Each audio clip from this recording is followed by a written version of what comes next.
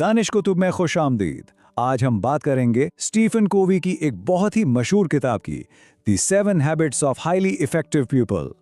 अब ये कोई ऐसी किताब नहीं है जो फौरी कामयाबी के टोटके बताती हो, बिल्कुल नहीं, बल्कि ये जिंदगी गुजारने का एक ऐसा फ्रेमवर्क है जो सोच और अमल को बिल्कुल जड़ से बदल सकता है। ये उन आदत को अपनाने के बारे में है जो ना सिर्फ कारकर्दगी बढ़ाती हैं बल्कि एक हकीकी और देर पा इत्मीनान भी देती हैं। कोवी का ये कॉल असल में पूरी बहस का खुलासा है।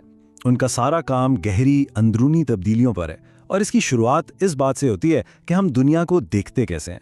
ये एक बहुत बड़ी शिफ्ट है सती पर्सनालिटी एथिक्स से, मतलब कि हमारा इमेज कैसा है या हम कौन सी टेक्निक्स इस्तेमाल करते हैं, एक बुनियादी कैरेक्टर एथिक की तरफ, यानी हमारी दयानतदारी, हमारी हिम्मत। असल बात यह है कि कोई इंसान अंदर से क्या है, ना कि वो बाहर से क्या दिखावा करता है। तो आज का हमारा सफर कैसा होगा? ये एक तरह से जाती इर्तिका का सफर है।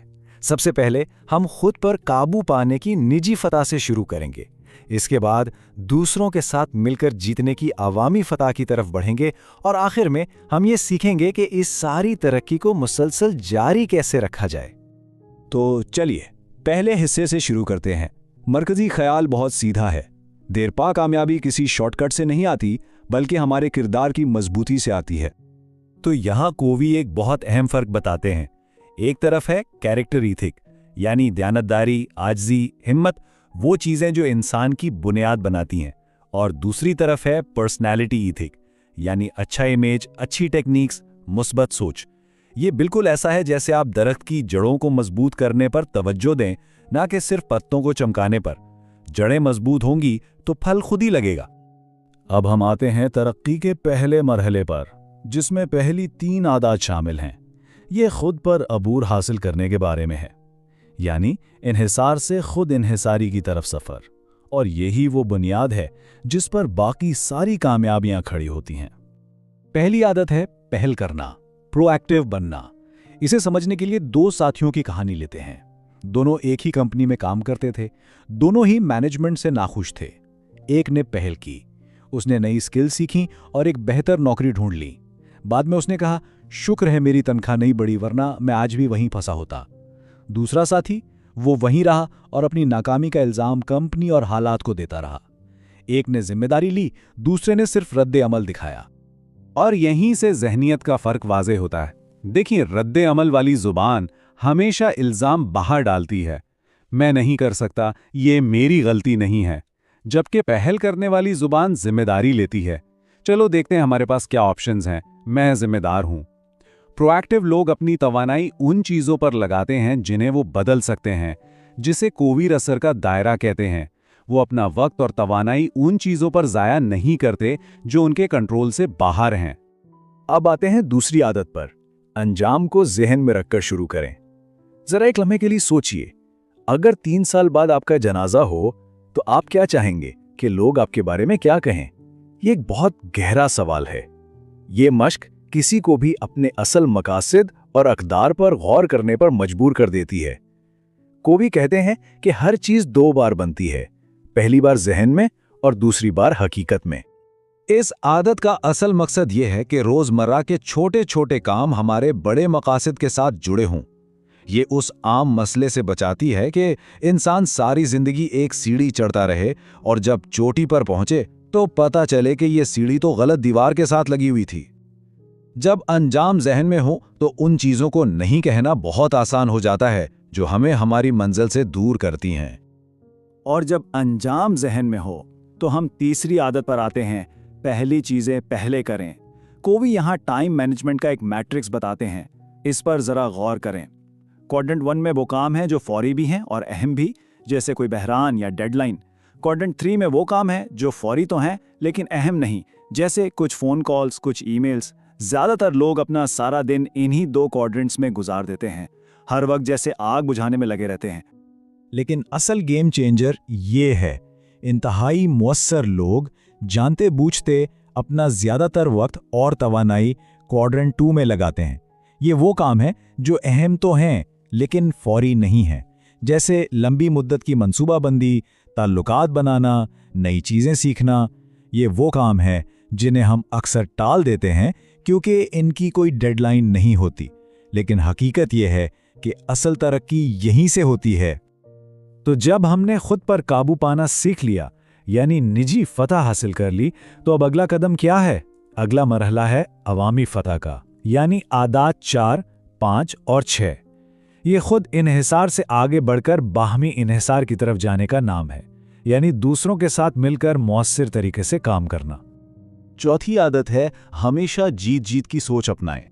कोवे एक कंपनी के सदर की कहानी सुनाते हैं जिसने ऐलान किया कि जो सबसे ज्यादा सेल्स करेगा उसे बरमूदा का ट्रिप मिलेगा।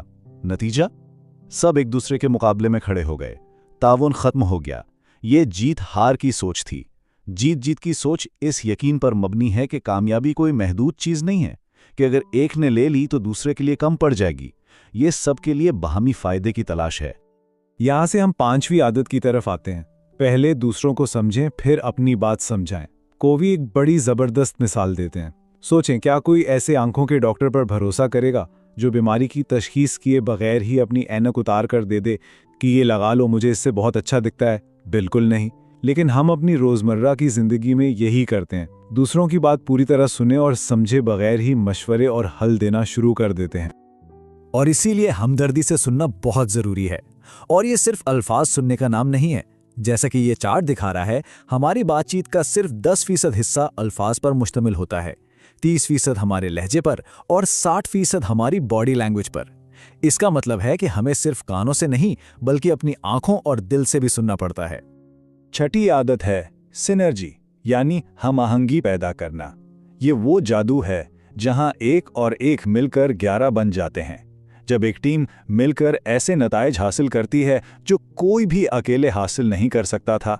इसकी बेहतरीन मिसालें फितरत में हैं, जैसे परिंदे जो वी शक्ल में उड़ते हैं ताकि तवानाई बचा सकें, या टेक्नोलॉजी में स्टीव जॉब्स का विजन और स्टीव वॉजनियाक की इंजीनियरिंग की महारत जिसने एप्पल जैसी कंपनी बनाई। जब मुख्तलिफ सोच को एक मसला नहीं बल्कि एक ताकत समझा जाता है तो सिनर्जी पैदा होती है।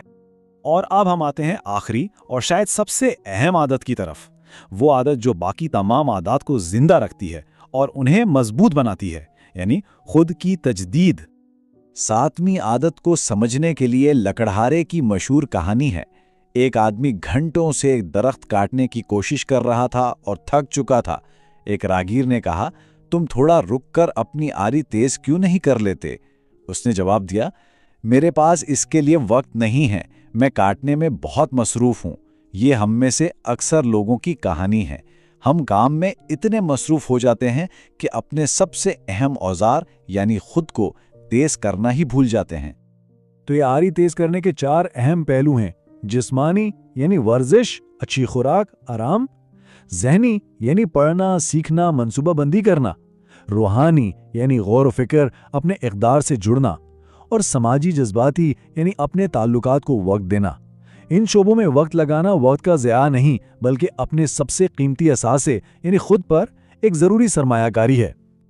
तो आइए इस सब को समेटते हैं। हमने निजी फतह से अवामी फतह तक का एक सफ़र देखा और ये सारा सफ़र तजदीद के अमल से जुड़ा हुआ है। ये कोई मंजिल नहीं बल्कि एक मुसलसल अमल है, एक ऊपर की तरफ जाता हुआ चक्कर जो हमें हर रोज़ बेहतर बनने की दावत देता है। तो अब सवाल यह है, आज आप कौन सी आदत को तेज करना शुरू करेंगे? क्या ये पहल करना होगा या अंजाम को जहन में रखना, या फिर शायद अपनी आरी को तेज करने के लिए कुछ वक्त निकालना? इंतखाब आपका है। अगर आपको ये तज्जिया मुफीद लगा तो इसे लाइक करें, चैनल को सब्सक्राइब करें और अपने उन दोस्तों और ख़ानदान वालों के साथ ज़रूर शेयर करें जो अपनी ज़िंदगी को अपग्रेड करना चाहते हैं। देखने का बहुत शुक्रिया।